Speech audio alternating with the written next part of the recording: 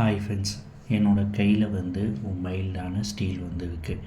இந்த ஸ்டீலை வந்து நான் வந்து என்ன பண்ண போவேன்னு பார்த்தீங்கன்னா வளைக்க போவேன். அப்படி வளைக்கும்போது இதுக்கு ஸ்ட்ரெயின் வந்து க்ரியேட் ஆகும். அப்படி ஸ்ட்ரெஸ்ஸுக்கும் ஸ்ட்ரெயினுக்கும் இடையில் இருக்க ரிலேஷன்ஷிப் இந்த ஸ்டீல் வந்து என்ன பாடுபட போகுது அப்படிங்கிறத பற்றி தான் இந்த ஸ்ட்ரெயின்காக வந்து சொல்லுது. சரிங்களா? ஸோ வந்து நான் வந்து ஸ்டாட்டிக்காக வந்து லோடு தரேன். லோடை வந்து நான் வந்து சேஞ்ச் பண்ண போவதில்லை. ஸோ வந்து ஃபஸ்ட்டு லோடு தரும்போது வந்து என்ன ஆகுன்னு பார்த்திங்கன்னா, இந்த பாயிண்ட் வந்து 0 இப்படி நார்மலாக இருக்கிற பாயிண்ட்டு. இதில் வந்து நான் வந்து லோட் தரும்போது இது 0வில் வந்து ஏவுக்கு வந்து போகும். நீங்கள் 0ன்னு வச்சுக்கலாம், 1ன்னு வச்சுக்கலாம். அது வந்து உங்கள் விருப்பம். 0வில் வந்து ஏவுக்கு வந்து போகும். இந்த இதை வந்து என்ன சொல்லுவாங்கன்னு பார்த்தோம்னா வந்து ப்ரொபோர்ஷனல் ரீஜன் அப்படின்னு வந்து சொல்லுவாங்க. இல்லாட்டினா வந்து மாடுலஸ் ஆஃப் எலாஸ்டிசிட்டி அப்படின்னு வந்து சொல்லுவாங்க. இல்லாட்டினா வந்து என்ஸ் மாடுலஸ் அப்படின்னு வந்து சொல்லுவாங்க. இது வந்து என்ன பண்ணுன்னு பார்த்தீங்கன்னா, ரொம்ப சீக்கிரமாக அதோடய எலாஸ்டிக் பொசிஷனுக்கு வந்து வந்துடும். சரிங்களா? இதுக்கு வந்து ஸ்ட்ரெயின் வந்து ஒரு யூனிட் இருக்கும் அப்படிங்கிற மாதிரி வந்து சொல்கிறாங்க. சரிங்களா?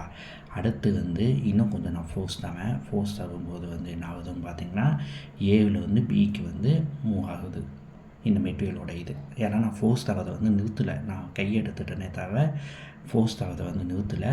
ஸோ வந்து நான் தொடர்ந்து ஃபோர்ஸ் தந்துகிட்டே இருக்கும்போது ஏவில் வந்து பிக்கு வந்து மூவ் ஆகுது. இதை வந்து என்ன சொல்கிறாங்க, இந்த ஜியோவில் வந்து இந்த பி வரைக்குமே இருக்கிறது எல்லாத்தையும் வந்து எலாஸ்டிக் ரீஜன் அப்படின்னு சொல்கிறாங்க. இந்த பியை வந்து எலாஸ்டிக் பாயிண்ட் அப்படின்னு வந்து சொல்கிறாங்க. இதுக்கு மேலே போயிடுச்சுன்னா அது வந்து பிளாஸ்டிக்காக ஆரம்பித்தோம். ஸோ வந்து இது வரைக்கும் தான் வந்து அதோட எலாஸ்டிசிட்டி வந்து இருக்கும் அப்படின்னு வந்து சொல்கிறாங்க. சரிங்களா? ஸோ நான் வந்து ஃபோர்ஸ் தந்துகிட்டே இருக்கும்போது வந்து அது என்ன ஆகுதுன்னு பார்த்தீங்கன்னா, பியில் இருக்கிறது சி டேஷ்க்கு வந்து போகுது. இந்த சி டேஷை வந்து என்ன சொல்கிறாங்கன்னா அல்டிமேட் ஈல்டு பாயிண்ட் அப்படின்னு வந்து சொல்கிறாங்க.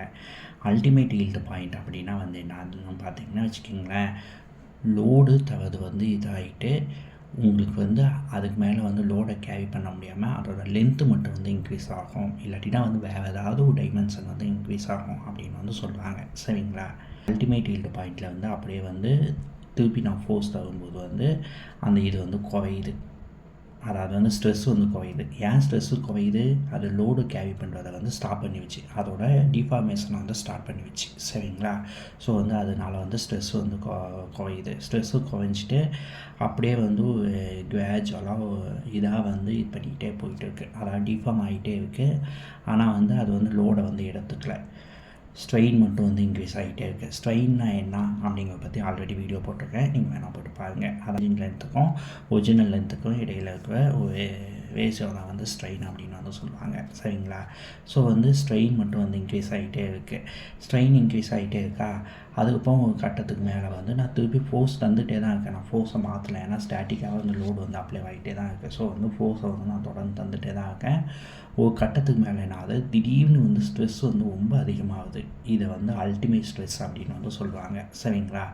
அதுக்கப்புறம் என்ன ஆகுது, ஸ்ட்ரெஸ் வந்து கொஞ்சம் கொஞ்சமாக குறைஞ்சி அந்த ப்ராடக்ட் வந்து உடைஞ்சிருது டோட்டலாக. ஸோ வந்து இரும்பையும் வந்து உடைக்க முடியும். நீங்கள் இரும்புக்கும் தொடர்ந்து ஸ்ட்ரெஸ் தந்துகிட்டே இருந்தீங்கன்னா இரும்பையும் உடைக்க முடியும். அதை தான் வந்து இந்த இதில் வந்து சொல்லுவாங்க. ஸோ வந்து இதுக்கு வந்து ஒன்றுக்கு வந்து ஒரு ரீஜன் வந்து சொல்லியிருக்காங்க. இந்த ஜியோவில் வந்து ஏ வைக்கிறத வந்து ப்ரொஃபஷ்னல் ரீஜன் அப்படின்னு வந்து சொல்லுவாங்க. அதே மாதிரி வந்து இந்த ஜியோவில் வந்து பி வைக்கிறத வந்து என்ன சொல்லுவாங்கன்னா எலாஸ்டிக் ரீஜன்னு சொல்லுவாங்க. இந்த பியில் வந்து சி வைக்கும் இந்த இதை வந்து பர்ஃபெக்ட் பிளாஸ்டிக் ரீஜன்னு வந்து சொல்லுவாங்க. சரிங்களா?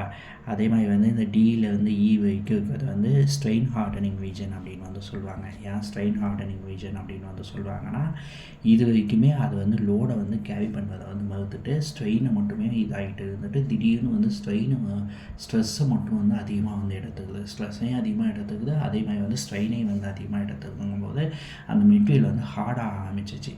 ஏன்னா இங்கேவே டிஃபார்ம் ஆகிடுச்சு. டிஃபார்ம் ஆன மெட்டீரியல் அந்த டிஃபார்ம் ஆன பொசிஷன்லேயே வந்து ஹார்டாக ஆரம்பிச்சிச்சு. சரிங்களா? ஸோ வந்து அதை வந்து ஸ்ட்ரெயின் ஹார்டனிங் ரீஜன் அப்படின்னு வந்து சொல்லுவாங்க. இந்த இருந்து எஃப் வரைக்கும் வந்து நெக்கிங் ரீஜன் அப்படின்னு வந்து சொல்லுவாங்க. ஏன்னா இது வந்து உடைய போக தருவாயில் இந்த உடைஞ்சி தொங்கும் பார்த்தீங்களா, அதை வந்து அவங்க வந்து நெக்கிங் ரீஜன் அப்படின்னு வந்து சொல்லுவாங்க. ஸோ வந்து இந்த ஒவ்வொரு பாயிண்ட்டுக்கும் வந்து ஒவ்வொரு நேம் இருக்குது. அதோட இதை பொறுத்து அதை வந்து ஞாபகம் வந்து வச்சுக்கோங்க.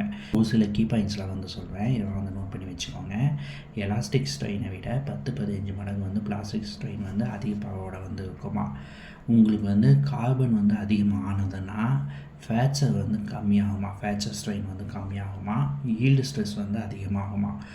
கார்பனோட பர்சன்டேஜ் அப்படிங்கிறது வந்து எதை பேஸ் பண்ணியிருக்கா, இந்த ஃபேச்சர் ஸ்ட்ரெயின் இருக்குது பார்த்தீங்களா, இதை பேஸ் பண்ணி தான் வந்து இருக்கும்.